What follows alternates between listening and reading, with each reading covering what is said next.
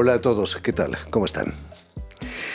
Si erotismo y sexualidad están presentes en los medios de comunicación, es porque son herramientas muy potentes para vendernos autos, café, chocolate, incluso helados. Sin embargo, el deseo, y sobre todo el femenino, sigue siendo todavía tabú para muchos y muchas. Estoy seguro que este no es el caso de nuestra invitada de hoy, la artista mexicana Yaniv Fabre, autora del vídeo Neurotic, New Erotic, con la voz de Sigmund Freud, grabada en 1938.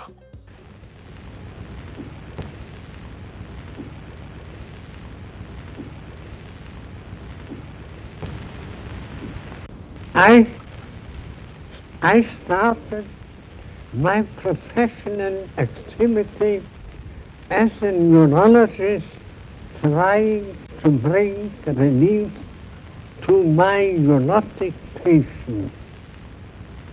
Under the influence of an older friend and by my own efforts. Muy buenas tardes, Yaniv Fabre. Bienvenida a Radio Francia Internacional. Muchas gracias, Jordi, por esta invitación. Es un placer tenerte aquí con nosotros. Extraordinario, ¿no?, poder escuchar la voz de Sigmund Freud. ¿Cómo nace la idea de este vídeo? ¿Te sentías neurótica o neoerótica hace 10 años? Yo creo que las dos. Mira, yo estudié teatro hace mucho tiempo. Entonces, con esta cosa de que yo no sabía si volver al teatro o no en este inter, justamente me dije, yo quiero regresar de alguna manera a la representación y a la presentación por medio del video. Y era una manera de eso. Entonces, por un lado están los gestos corporales de esta mujer, que está un poco... gestos eróticos, un poco histéricos, no neuróticos. Sabemos. Y por el otro lado está la voz de Sigmund Freud, que está hablando un poco del problema de la histeria y todo esto, ¿no? No de la histeria, de la locura y tal. Entonces, por un lado está esta mujer y por el otro lado está la voz de Sigmund Freud, y ninguno de los dos están como en contraposición. Entonces, justamente a mí lo que me interesaba era este punto, que ni uno ni el otro están hablando en el mismo diálogo. O sea, de un lado está la mujer con estos gestos y del otro lado está Sigmund Freud. Entonces, estos espacios intermedios son los que me interesan. Estabas a orillas del Sena, uno tiene miedo de que acabes tirándote al Sena, ¿no? Claro. Es muy peligroso eso. No, y justamente cuando estaba, porque es un performance lo que hice, entonces era como in situ, yo no había, realmente era una idea que yo tenía y el camarógrafo estaba justo enfrente. Entonces, de repente, la gente que estaba al lado llamó a la policía. Y llegó la policía en barco y nosotros nos echamos a correr porque dijimos, no, ¿qué vamos a decir? O sea, como estamos filmando, pero pues no teníamos el permiso, entonces fue un poco como... Quizás intentarían salvarte si te caías al Sí, agua por totalmente. casualidad, ¿no? Hace unos años, Yaniv, estuviste con nosotros para presentarnos una exposición en el Instituto de México, creo recordar, mano a mano con Daniela Prost, otra artista mexicana, con el título de La Petite Mort, como se llamaba antes al orgasmo, ¿no? ¿Tuviste problemas por el tema de vuestra exposición? Pues no necesariamente, yo creo que eran dibujos, eran... justamente presenté este video, presentamos otros videos también, y no, yo creo que más bien fue recibida normal, sí, no hubo tanto problema. ¿Sigue siendo tabú el deseo a pesar de estar bombardeados constantemente por la publicidad? Pues yo creo que el deseo depende desde dónde lo veamos, ¿no? Porque el deseo está... yo creo que el deseo de la publicidad ha tomado el deseo original para poder vender, pero yo creo que el deseo siempre está ahí presente, ¿no? Quizás el deseo en el amor es como una partida de póker, no puedes enseñar tus cartas enseguida, ¿no? Hay que esconderlas. Poco a poco, exacto, es como... Difícil, ¿no? Un vaivén. Precisamente, además, el deseo satisfecho, eso es lo que me ha parecido maravilloso, puede llevar a la melancolía. ¿Conoces la frase latina post coitum, animal triste? No la conocía, pero me parece muy hermosa, claro.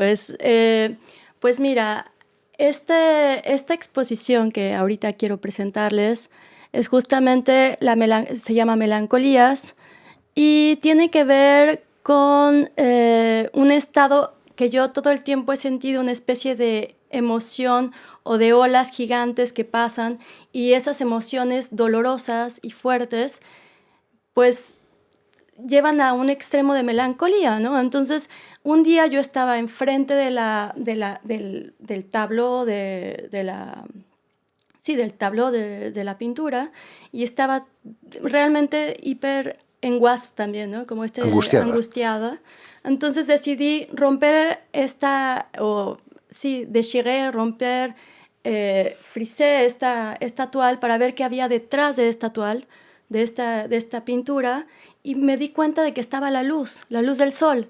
Entonces fue como descubrir la luz en este proceso son procesos. Para mí, tanto el video como el dibujo, como todo, tiene que ver con un proceso.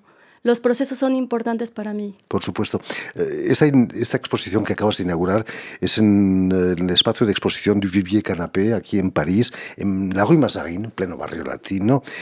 Esas melancolías quizás vienen de Córcega también, donde has pasado largas temporadas.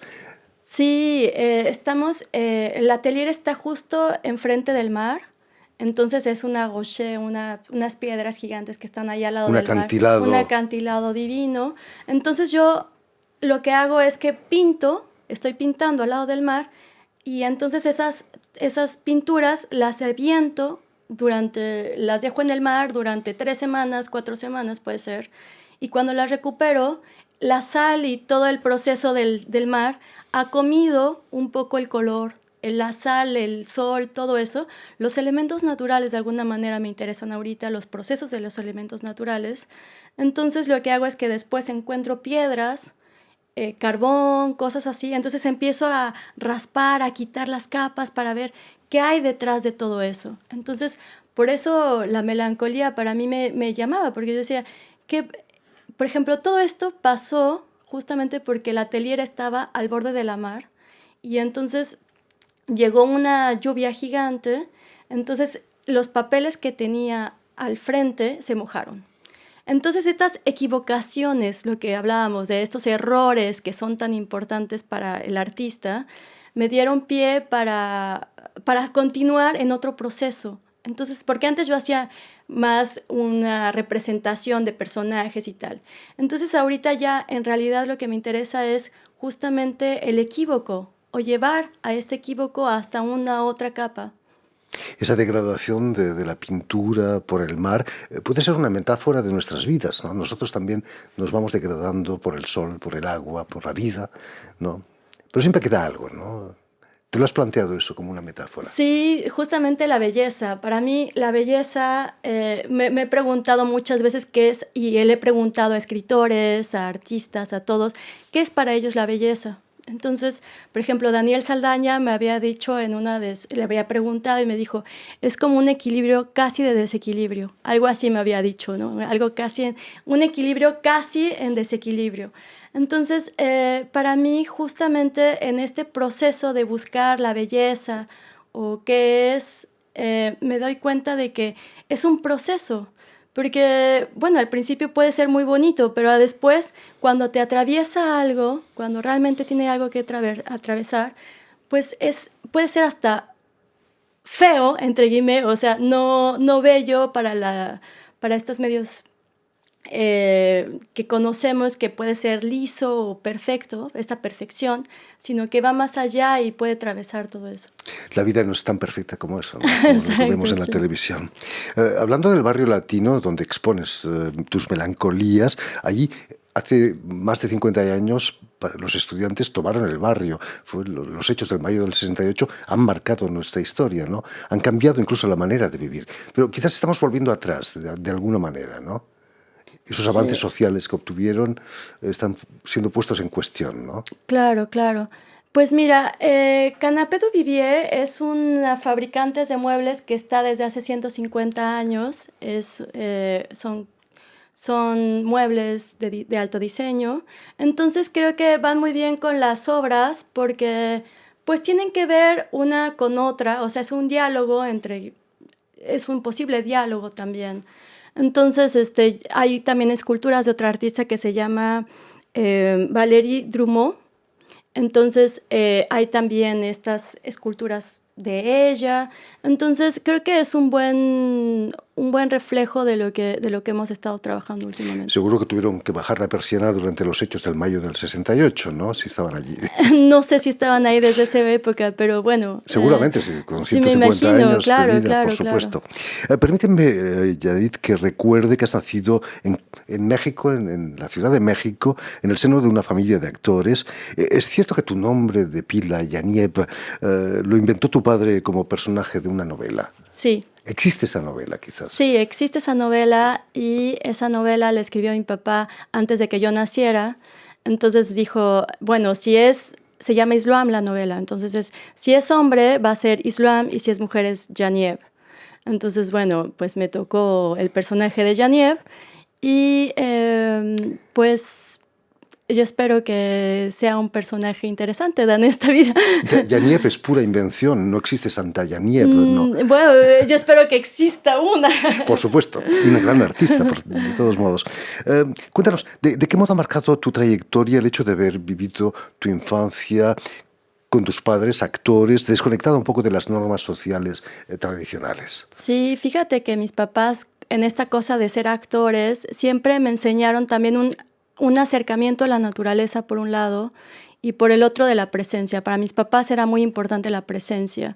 Entonces, creo que yo jugaba entre bambalinas cuando era niña y yo veía todo el tiempo las representaciones de mis papás, que eso era increíble. Yo me sabía los textos de memoria. Abajo a veces estaba como soplándoles el texto, jugando también. Y fue una experiencia fuerte también, no todo era tan como de normal. Entonces, esto yo creo que me llevó a poder desarrollar una especie de lenguaje propio. Por cierto, vas a intentar hacer teatro, empiezas estudios de teatro, pero va a ser una decepción para ti. ¿Qué te decepcionó del teatro, del mundo del teatro? Pues mira, yo estaba estudiando con Ludwig Margules, que es un gran director de teatro en México, que es polaco a la base. Entonces, pues yo más bien estaba en una situación, era muy joven y eran ejercicios muy fuertes y a mí pues esta situación de la representación y justamente de la representación de despersonalizarse para llegar a ser el personaje, pues caí en una depresión muy fuerte. Terrible, ¿no? Terrible, sí, estaba así al borde de cualquier cosa, entonces decidí que era más cómodo para mí de alguna manera, no cómodo, pero sí regresar a la vida desde otro lugar con el dibujo y con la pintura, y al principio hacía sobre todo fotografía, autorretrato y video. ¿Te vas a sentir mucho mejor acogida por el ambiente artístico quizás ahí en México? Pues a mí me gusta mucho, bueno, sí, México siempre va a ser increíble y siempre va a ser la casa donde todos los amigos están allí. Es el hogar también, ¿no? Es como la familia de alguna manera. Pero pues también me gustaría llegar a poder también incluir a este lenguaje más francés o más de todos, ¿no? O sea, no nada más a una casa, sino que a diferentes casas también, diferentes países, poder hacer un diálogo. ¿Qué hizo que hace 10 años más o menos te instalaras en París? Este vídeo que acabábamos de ver, acababas de llegar, ¿no?, a la capital francesa. Sí, yo estaba en la Cité Internacional des Arts, entonces me invitaron para hacer una residencia. Y pues fue parte de la residencia fue hacer unos videos y yo tenía el FONCA en ese momento, entonces también estaba entre México y Francia, iba y venía, pero ya después decidí realmente establecerme aquí. La Cité des Arts, que está a orillas del Sena, no lejos de donde grabaste el vídeo. Todo queda muy pequeño. ¿Qué ha cambiado en la Yaniv Fabre después de 10 años viviendo en Francia? Pues, por un lado, hay justamente más melancolías de vez en cuando, porque a veces el clima es bellísimo, pero al mismo tiempo es... Deprimente, dilo. Sí, sí. Y al principio, pues no es lo mismo, tienes que aprender nuevas maneras de ser, esta parte salvaje hay que domesticarla poco a poco. Yo me acuerdo justamente que cuando llegué había estos jardines, llegué al jardín de Plant y entonces estaba el pasto estaba recién cortado, perfecto, y había plantas un poco salvajes que estaban de un lado a otro. Y yo dije, este es mi hogar. Porque por un lado estaba esto perfecto del bien corte y tal, pero había un espacio donde era salvaje. Entonces podías ir a ese espacio salvaje y yo me decía, es que esto es perfecto, la combinación perfecta entre lo salvaje y lo domesticado.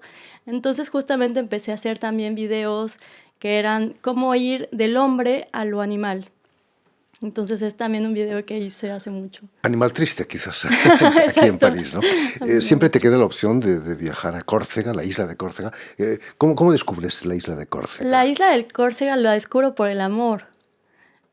Así como la luz la descubrí en Córcega también, descubro también el amor ahí. Entonces, pues es esta oportunidad gigante de poder jugar otra vez como niña al lado de los jardines, de un jardín salvaje sobre todo, ¿no? Donde pasa de repente el jabalí o es así, es muy salvaje y eso es... Por ahí también me interesa, ¿no? Esta parte del dibujo salvaje. Y es el Mediterráneo, que está muy lejos del Atlántico y del Pacífico, ¿no? Que México conoce bien. Sí. En fin, pues ya lo saben, tienen una cita en el 27 de la Rue Mazarine, aquí en París, en el espacio Duvivier Canapé, para la exposición de la artista mexicana Yaniep Fabre. Muchísimas gracias, Yaniep. Mucho éxito aquí en París, que sigan los éxitos. Permíteme también que dé las gracias a Jan Bordelas y a Steven Hersley, quienes se han encargado hoy de la realización del programa, y también saludar a nuestros telespectadores, porque también los tenemos que nos siguen en toda América Latina, en el DF, en la Ciudad de México. Seguro que también gracias a la cadena Unión Continental Latinoamérica y una red que se llama TAL, T-A-L, que reúne televisoras públicas y universitarias de los dos continentes. Muchas gracias, Jordi. A ti, Yaneva. Y a ustedes, muchísimas gracias por su atención y les damos cita para una nueva edición de El Invitado de Radio Francia Internacional.